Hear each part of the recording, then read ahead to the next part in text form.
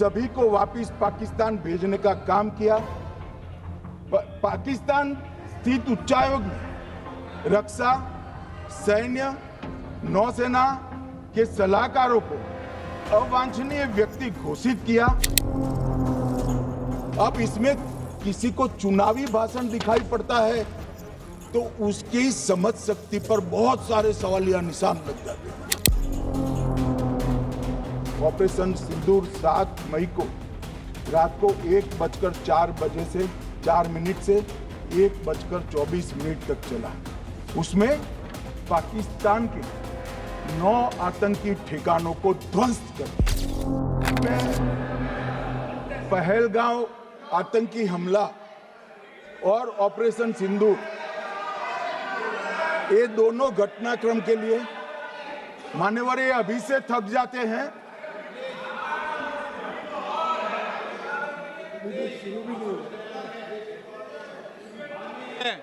Please बैठिए।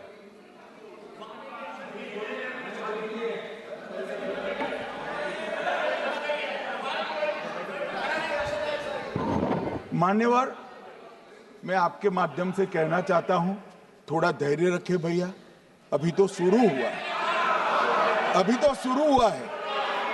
मान्यवर,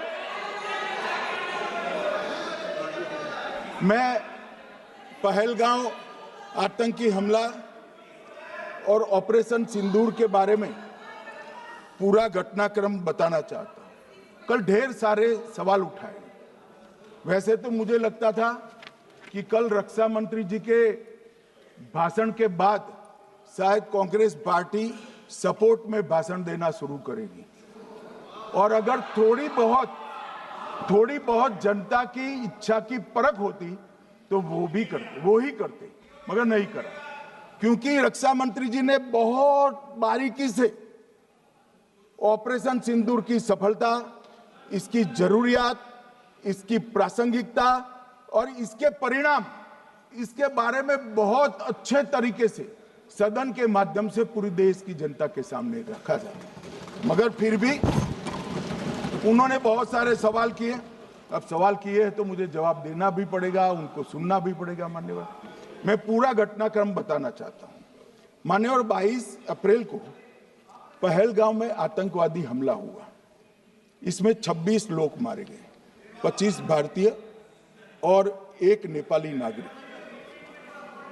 हमने उसी वक्त मैं श्रीनगर जाने के लिए निकल गया।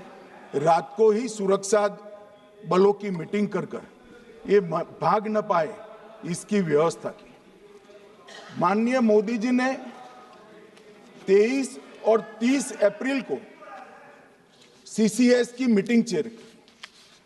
ये कह रहे हैं, मैं आज बताना चाहता हूं कि सीसीएस की 23 अप्रैल की मीटिंग में क्या हुआ। सबसे पहला कांग्रेस पार्टी का ब्लंडर था सिंधु जल संधि, इसको स्थगित करने का काम नरेंद्र मोदी जी ने किया। हमने अटारी के माध्यम से एकीकृत जांच चौकी जो चलती थी उसको बंद कर दिया। पाकिस्तानी नागरिकों के सार्क वीजा को सस्पेंड कर सभी को वापस पाकिस्तान भेजने का काम किया। पाकिस्तान स्थित उच्चायोग ने रक्षा, सैन्य, नौसेना के सलाहकारों को अवांछनीय व्यक्ति घोषित किया। संख्या को 55 से घटाकर 30 किया और सीसीएस ने ये संकल्प लिया कि जहां पर भी ये आतंकवादी छुपे हैं उनको और उनकी ट्रेनिंग करने वाले अड्डों को सेना, पुलिस, सीआरपीएफ, बीएसएफ उचित जवाब देगी।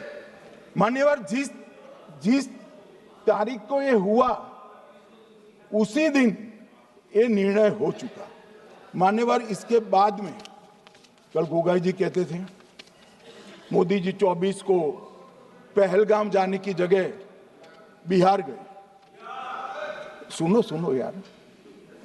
मान्यवर, मोदी जी जब ये पहलगाम घटना हुई यहां नहीं थे, विदेश में थे।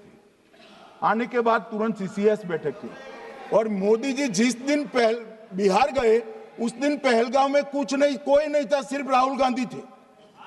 सारे लोग चले गए थे, सारे लोग वहां से अपने अपने ठिकाने पर चले गए थे। मगर इन्होंने एक बात कही, उस पर मेरी आपत्ति है मान्यवर। उन्होंने कहा 24 अप्रैल को चुनावी भाषण किया। मान्यवर, देश का नेतृत्व करने वाले देश के प्रधानमंत्री की फर्ज होती है कि देश की संप्रभुता पर, देश के नागरिकों पर अगर ऐसा जघन्य हमला होता है तो जनता की भावनाओं के अनुरूप जवाब देना चाहिए। मान्यवर, मैं आज आपकी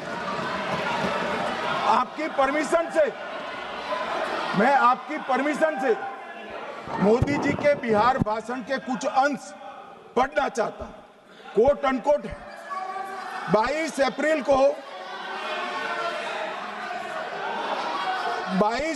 को पहलगाम का यह हमला केवल निहत्थे पर्यटकों पर नहीं बल्कि पूरे भारत की आत्मा पर एक दुस्साहसपूर्ण प्रहार है। आतंकवाद के प्रति दृढ़ और कड़ा रुख, आतंकियों और इसके हमले की साजिश रखने वालों की कल्पना से भी बढ़कर उनको सजा दी जाए।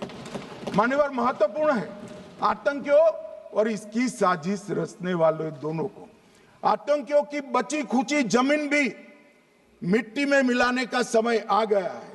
140 करोड़ भारतीय इस बात के लिए एकजुट है कि आतंकी आकाओं की कमर तोड़ दी जाएगी। भारत हर एक आतंकवादी और उनके समर्थकों की पहचान करेगा, उनका पता लगाएगा और उन्हें दंडित करेगा। आतंकवाद कभी भी भारत की आत्मा नहीं तोड़ पाएगा। न्याय सुनिश्चित करने का मैं हर संभव प्रयास करूंगा। अनकोट। अब इसमें किसी को चुनावी भाषण दिखाई पड़ता है तो उसकी समझ शक्ति पर बहुत सारे सवालिया निशान लग जाते हैं। ये चुनावी भाषण नहीं है, आतंकवाद के खिलाफ लड़ने का 140 करोड़ भारतीयों का प्रतिघोष है जो मोदी जी ने वहां दिया। इनको चुनावी भाषण दिखाई पड़ता है। जैसे चश्मे होते हैं ऐसी ही दृष्टि होती है।